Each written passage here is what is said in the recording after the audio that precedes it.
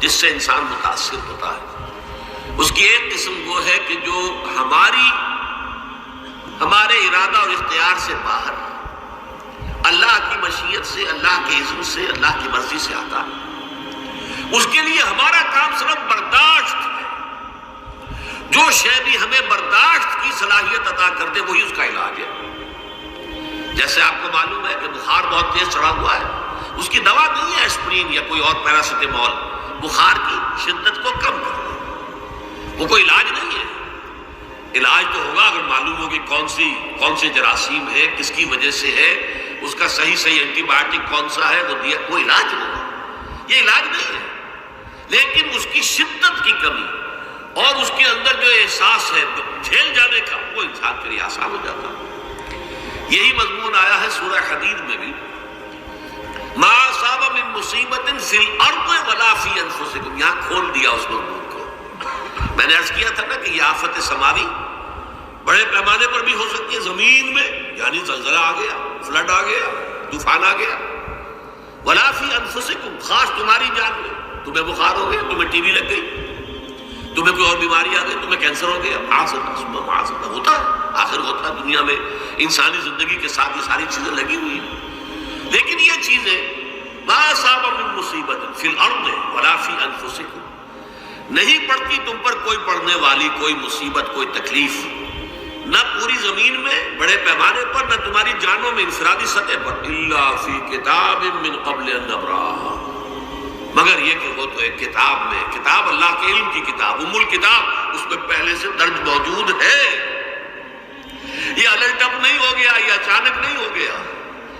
آپ اچانک سمجھتے ہیں کہ صاحب میں تو جا رہا تھا، اچانک ٹرک نے آ کے مجھے دھکا مار دیا۔ اچانک کوئی شے یہاں نہیں ہوتی، اس کائنات میں پتہ تک نہیں ہلتا جب تک کہ اس نے رب نہ ہو۔ اچانک کا کیا سوال ہے؟ تو در حقیقت جو ہوتا ہے وہ اللہ تعالیٰ کے علم میں پہلے سے ہے، علم کامل، ما کان و ما یکون، جو کچھ ہوا ہے، جو کچھ ہوگا، مستقبل، ماضی، کل کا کل، آنے واحد میں اللہ کے علم میں موجود ہے۔ لہذا یہاں اچانک کچھ نہیں ہوتا، جو بھی آیا ہے اللہ کے علم سے آیا، اور یہ پہلے سے اللہ کے علم کے اندر موجود تھا، لکھا ہوا تھا، الا فی کتاب من قبل ان نبرأھا ان ذلک علی اللہ یسیر۔ یہ تمہیں تو مشکل نظر آئے گا لیکن اللہ پر بڑا آسان ہے، اللہ کا علم کامل، ما کانا ما یکون کو حاوی ہے، لکہ لا تاسوا علی ما فاتکم، تاکہ تم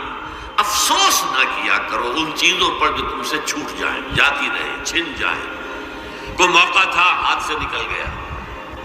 کوئی دولت تھی اس پر ڈاکہ پڑ گیا، کوئی اور مصیبت ہے وہ آ گئی، کوئی عزیز فوت ہو گیا، اکلوتا بیٹا تھا فوت ہو گیا، وغیرہ وغیرہ۔ ما فاتکم، فات سے ہی فوتیدگی ہے نا، جو شے بھی نکل جائے، چلی جائے، ہاتھ سے جاتی رہے، چاہے وہ کوئی آپ کا عزیز تھا جو فوت ہو گیا تو آپ کے ہاتھ سے نکل گیا، یا کوئی مال تھا جو آپ کے قبضے سے نکل گیا، ڈاکہ پڑ گیا، چوری ہو گئی، نقصان ہو گیا کاروبار میں بہت بڑا، اس پر افسوس نہ کیا کرو۔ اگر افسوس کرو گے تو اس کا مطلب کیا ہوگا کہ تمہیں اللہ پر اعتماد نہیں ہے، یا تم سمجھتے ہو کہ اللہ کے سوا بھی کوئی ہے تو یہ کام کر سکتا۔ کائنات میں تو ایک ہی کی مرضی چلتی ہے، وہ ہے اللہ۔ لہذا اگرچہ وہ کسی کے ذریعے سے تکلیف آپ کو پہنچی ہے، کسی نے آپ کو پتھر مارا ہے، وہ پتھر ہو سکتا ہے آپ کو نہ لگتا، لگ گیا ہے تو اللہ کے فیصلے سے لگا ہے، اس کا باپ بھی نہیں پتھر مار سکتا آپ کو اگر اللہ کا اذن نہ ہو۔ لہذا آپ پتھر مارنے والے کو بھی مجرم سمجھیے، ٹھیک ہے، اس سے بھی قصاص لینے کا آپ کو حق ہے، لیکن یہ جان لیجئے کہ جو آیا ہے پتھر وہ اذن رب سے آیا۔ اب ظاہر بات ہے کہ اگر یہ کیفیت ہوگی تو غصہ اتنا نہیں ہوگا اس شخص پر کہ جس نے یہ کام کیا، بلکہ ہو سکتا ہے آدمی مسکرا کے رہ جائے، جیسے کہ وہ میں واقعہ سناتا رہا ہوں اپنے دروس میں کہ ایک درویش منش آدمی جا رہا تھا، جو رب کرے سو ہو، جو رب کرے سو ہو، جو رب کرے سو ہو، کسی شخص نے پتھر اٹھا کر دے مارا، اس کے سر پہ لگ گیا کہ اس نے پیچھے پلٹ کر دیکھا کس نے مارا ہے، اس نے مجھے کیا دیکھتے ہو، جو رب کرے سو ہو، یہ تو رب کے مارنے، اس نے کہا مجھے تو یہ پتھر رب کے مارے ہی لگا ہے،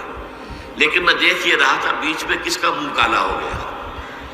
اپنے لیے کس نے ایک گناہ کما لیا، اپنے لیے کس نے ایک مصیبت جو ہے وہ مول لے لی، وہ بیچ میں تم آ گئے ہو، پتھر اللہ کی طرف سے آیا، لیکن اس کا عذاب، اس کا وبال تم پر آ جائے۔ بہرحال یہ تو میں نے عرض کیا آپ کے سامنے وہ چیزیں کہ جو آ جاتی ہیں وہ تکالیف و مسائل جو اللہ کی طرف سے من جانب اللہ ہے، اس میں آپ کسی کو مورد الزام نہیں ٹھہرا سکتے۔